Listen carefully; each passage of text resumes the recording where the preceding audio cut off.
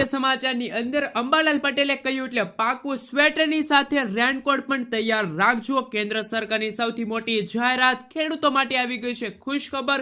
પાક વીમા યોજનાને લઈને સૌથી મોટા સમાચાર। ગુજરાત સરકારની સૌથી મોટી જાહેરાત, વીસી રૂપિયા માંગશે તો તરત કાર્યવાહી થશે। કૃષિ મંત્રીની સૌથી મોટી જાહેરાત, ખેડૂતોને દિવસે મળશે 100% મફત વીજળી। ગુજરાતમાં રોડની ખરાબ ગુણવત્તા અંગે ગુજરાતના મુખ્યમંત્રી ભડક્યા। ખેડૂત આંદોલનને લઈને પરેશ ગોસ્વામીની સૌથી મોટી જાહેરાત, ખેડૂતોને ગયા વર્ષની સહાય પણ હજુ સુધી મળી નથી।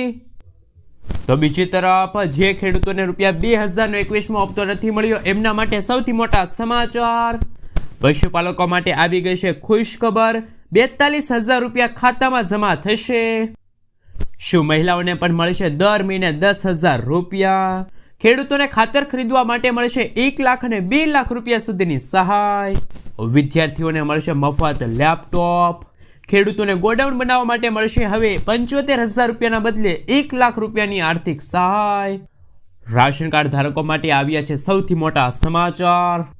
આયુષ્માન કાર્ડમાં કેટલી વખત મળશે સહાય? પ્રધાનમંત્રી આવાસ યોજનાને લઈને સૌથી મોટી જાહેરાત। જાણો કયા ખેડૂતોને મળશે દર મહિને ₹3,000નો હપ્તો? અને આજના સૌથી મોટા ખેડૂત ઉપયોગી સમાચાર જાણીશું આજના આ વિડીયોની અંદર। મિત્રો, દરેક સમાચાર, દરેક માહિતી જણાવીએ એ પહેલા ગુજરાતના જે પણ મિત્રો ચેનલ ઉપર જો પહેલી વાર આવ્યા હોય તો મિત્રો ખાસ કરીને વિડીયોને એક લાઇક કરી ચેનલને સબસ્ક્રાઇબ કરવાનું ભૂલતા નહીં। સાથે આજનો આ વિડીયો છે જેને અંત સુધી જોતા રહેજો। સૌથી પહેલા મિત્રો અત્યારના તાજા અને નવા હવામાન સમાચાર ઉપર નજર કરીએ તો અંબાલાલ પટેલે કહ્યું એટલે પાકું સ્વેટરની સાથે રેનકોટ પણ તૈયાર રાખજો। અંબાલાલ પટેલની આગાહી અનુસાર નવેમ્બરના અંતમાં ફરી માવઠા જેવી સ્થિતિ સર્જાય તેવી શક્યતા છે। બંગાળના ઉપમહાસાગરમાં આગામી સમયમાં વાવાઝોડું બને તેવી આગાહી અંબાલાલ પટેલે વ્યક્ત કરી છે। આ દરમિયાન આજથી બંગાળની ખાડીમાં હવાનું હળવું દબાણ બની શકે છે। 22 નવેમ્બરથી અરબી સમુદ્રમાં લો પ્રેશર બની શકે છે જે ડિસેમ્બર મહિનામાં માવઠાની શક્યતા વધારશે। આગામી દિવસોમાં ઠંડીનું જોર વધશે। સૌરાષ્ટ્ર સહિતના વિસ્તારોમાં હાડ થીજાવતી ઠંડી પડશે તેવી આગાહી પણ અંબાલાલ પટેલે વ્યક્ત કરી છે। એક તરફ ભર શિયાળે વાવાઝોડાની આગાહી તો બીજી તરફ હાડ થીજાવતી ઠંડીની આગાહી પણ અંબાલાલ પટેલે વ્યક્ત કરી છે।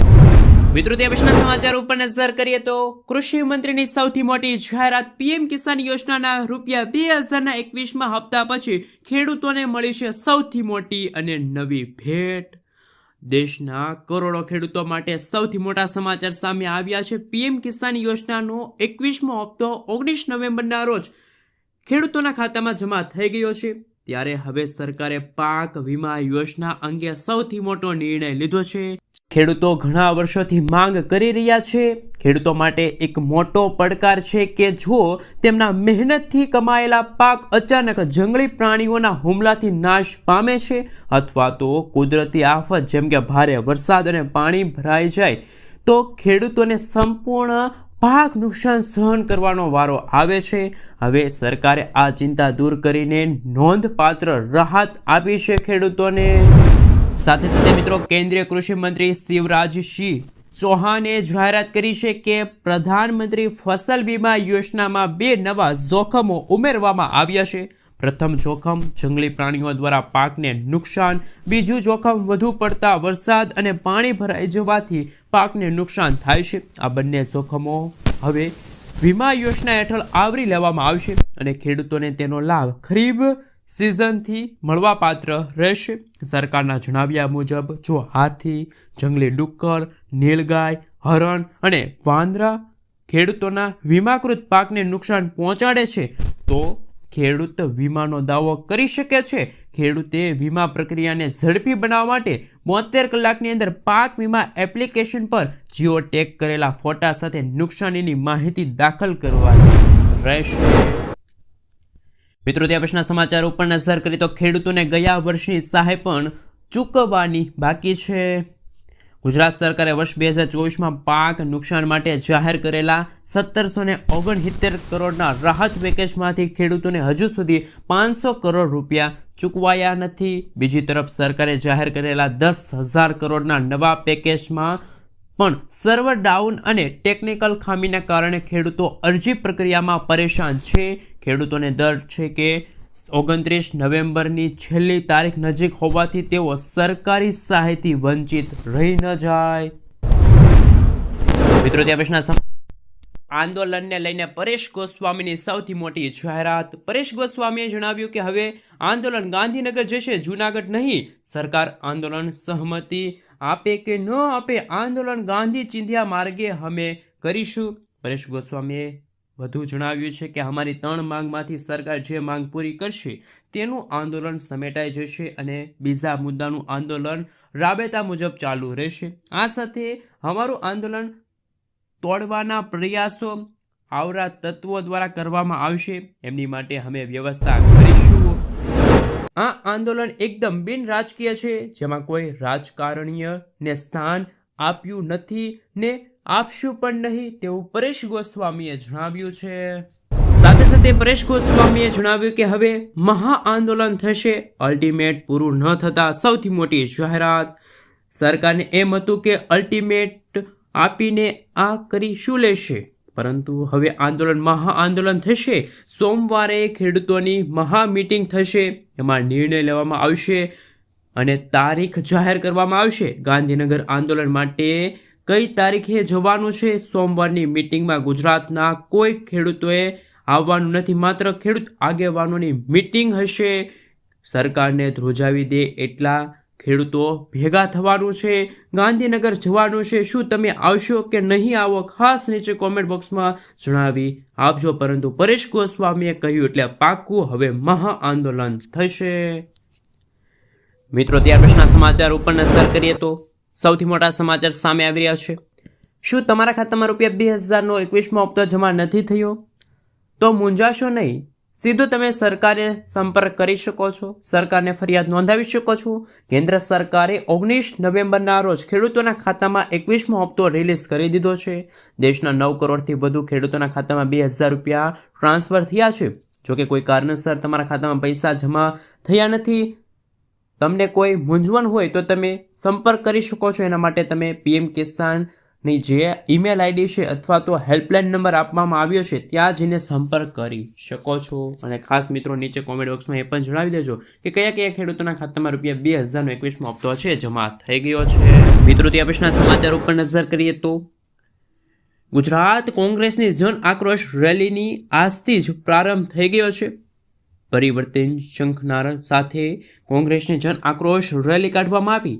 1100 કિલોમીટરના ભ્રમણમાં સમગ્ર ઉત્તર ગુજરાતની જનતાઓને આક્રોશના વાચા આપવામાં આવ્યા. ત્યારે કોંગ્રેસના નેતા દ્વારા ગુજરાતની મહિલાઓને પણ બિહારની જેમ ખાતામાં ₹10,000 આવે તેવી માંગ કરવામાં આવી છે. કારણ કે બિહારની મહિલાઓને ₹10,000ની આર્થિક સહાય પૂરી પાડવામાં આવે છે, તો ગુજરાતમાં પણ કેમ નહીં? ગુજરાતની મહિલાઓને પણ ₹10,000 મળવા જોઈએ કે ના મળવા જોઈએ? ખાસ નીચે કોમેન્ટ બોક્સમાં જણાવી આપજો. મિત્રો, તે પછીના સમાચાર ઉપર નજર કરીએ તો સસ્તા ભાવમાં ખરીદો ઘર, છેલ્લી તારીખ નજીક. પ્રધાનમંત્રી આવાસ યોજના હેઠળ અરજીની છેલ્લી તારીખ 31 ડિસેમ્બર 2025 છે.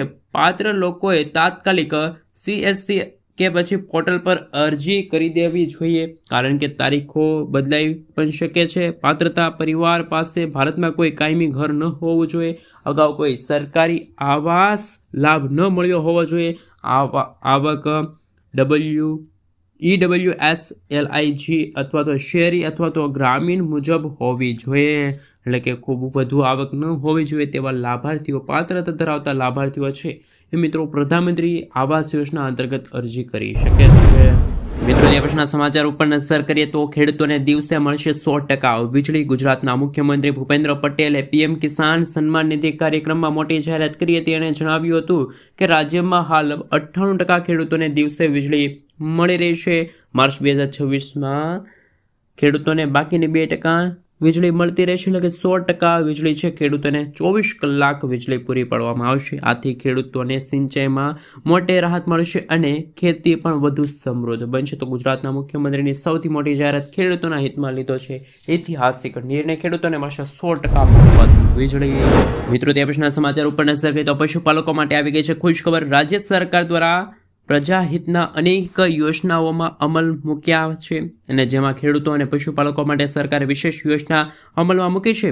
ગોબરધન યોજનાની વાત કરીએ તો 2 પશુ ધરાવતા પશુપાલકોને ગોબર ગેસ પ્લાન્ટ તેમના ઘર પાસે બનાવી આપવામાં આવશે. 42,000 રૂપિયા તૈયાર થતી ગોબર ગેસ પ્લાન્ટ પશુપાલકોને માત્ર 5,000 રૂપિયામાં બનાવી આપવામાં આવશે, જેમાં 25,000 રૂપિયાની સબસિડી અને મનરેગા અંતર્ગત અન્ય 12,000 રૂપિયાની સહાય મળશે, જેથી પશુપાલકોના ગોબર ગેસ પ્લાન્ટ માત્ર 5,000 રૂપિયામાં તૈયાર થશે.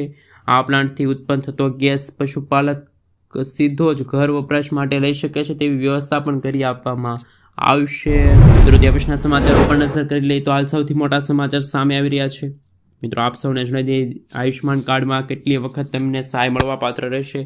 તો કે વર્ષમાં તમને કેટલી વાર આયુષ્યમાન કાર્ડનો ઉપયોગ તમે કરી શકો છો, એમની મર્યાદા વિશે વાત કરીએ તો સીધો જવાબ છે કાર્ડનો ઉપયોગ વર્ષ દરમિયાન ઘણી વખત કરી શકો છો. દરેક પરિવાર પર દર વર્ષે 5 લાખ રૂપિયા સુધીની કેશલેસ હોસ્પિટલાઇઝેશન કવરેજ માટે હકદાર છે. આ 5 લાખ રૂપિયા મર્યાદિત પરિવાર માટે છે.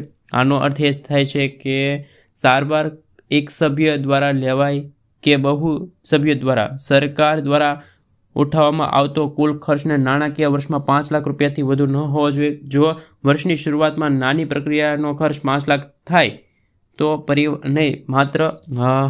માફ કરજો મિત્રો, જો વર્ષની શરૂઆતમાં નાની પ્રક્રિયાનો ખર્ચ 50,000 થાય તો પરિવાર બાકીના 4.5 લાખ રૂપિયા પછી બીમારી માટે પણ રાખી શકે છે.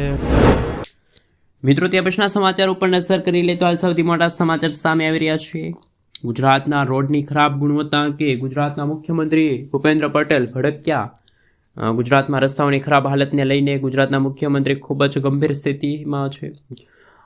તાજેતરની કેબિનેટ બેઠકમાં તેમણે તમામ મંત્રીઓને કડક સૂચના આપી અને રોડ ઇન્ફ્રાસ્ટ્રક્ચરના કામોમાં કોઈ બાકેદારી સહન ન થાય.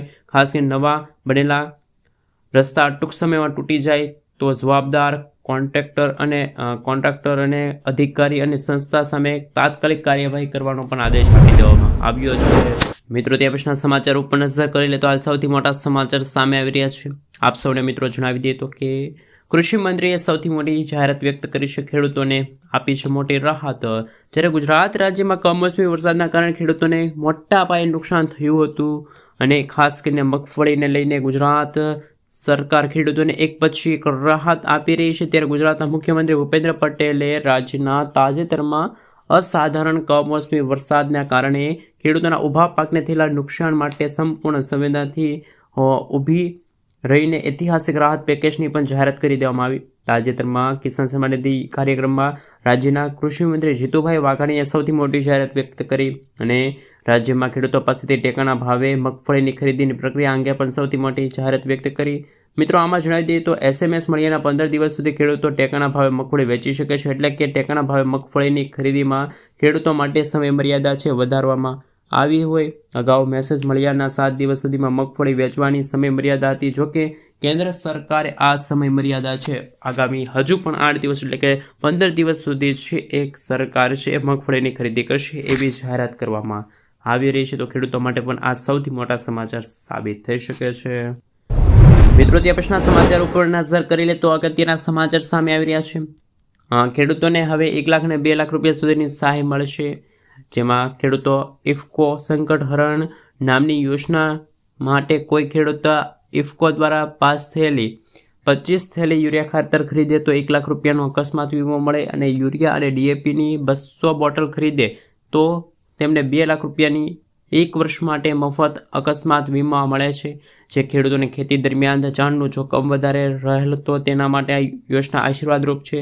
આનો લાભ લેવા માટે ખાતર ખરીદેલ સ્લીપની જરૂર પડશે. તો ખેડૂતો માટે પણ સૌથી મોટા સમાચાર સામે આવી રહ્યા છે. મિત્રો, આગળના સમાચાર ઉપર નજર કરી લે તો અગત્યના સમાચાર કે વિદ્યાર્થીઓને હવે લેપટોપ છે એ મફત મળશે.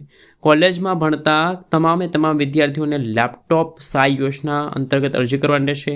જેમાં વિદ્યાર્થીઓના પરિવારની આર્થિક સ્થિતિ નબળી હોવી જોઈએ અને તેઓએ સરળતાથી અરજી કરવાની રહેશે. લેપટોપ સહાય યોજના 2025 હેઠળ માત્ર 8 થી લઈને 10 પાસ અને ખાસ મિત્રો 12 પાસ વિદ્યાર્થીઓ જ અરજી કરી શકે છે. પરિવારની આ વાર્ષિક આવક 1 લાખ રૂપિયા છે તો તમે સરળતાથી અરજી કરી શકો છો અને અરજી ગુજરાતમાં રહેતા વિદ્યાર્થીઓને કરવાની છે. તમારા પરિવારનો કોઈ સભ્ય સરકારી નોકરી ન કરતો હોવો જોઈએ તો જ વિદ્યાર્થીઓને છે એ આ લાભ મળવાપાત્ર રહેશે. મિત્રો ત્યાં પછીના સમાચાર ઉપર નજર કરી લે તો અગત્યના સમાચાર સામે આવી રહ્યા છે. આપ સૌને મિત્રો જણાવી દઈએ તો કે વીજળી બિલ તો તમારો ઝીરો આવશે અને પીએમ સૂર્યઘર મફત વીજળી યોજના અંતર્ગત પણ તમને મળશે ફાયદો. તો હજારો ગરીબ પરિવારો માટે પીએમ સૂર્યઘર મફત વીજળી યોજનામાં જોડાઈને તમારે વીજળીના બિલમાં બહુ જ ઘટાડો થઈ શકે છે. આ યોજના હેઠળ તેમાં તમારા ઘરના છત પર સોલાર પેનલ્સ લગાડી દેવામાં આવશે. દર મહિને 2 થી લઈને 3,000 રૂપિયાની વીજળીનો બિલમાંથી તમને રાહત મળશે. વધતા વીજળીના બિલના કારણે દેશના ઘણા લોકો હવે તેમના ઘર પર સોલાર પેનલ છે સ્થાપિત કરી રહ્યા છે. હજુ પણ મિત્રો દિવસે ને દિવસે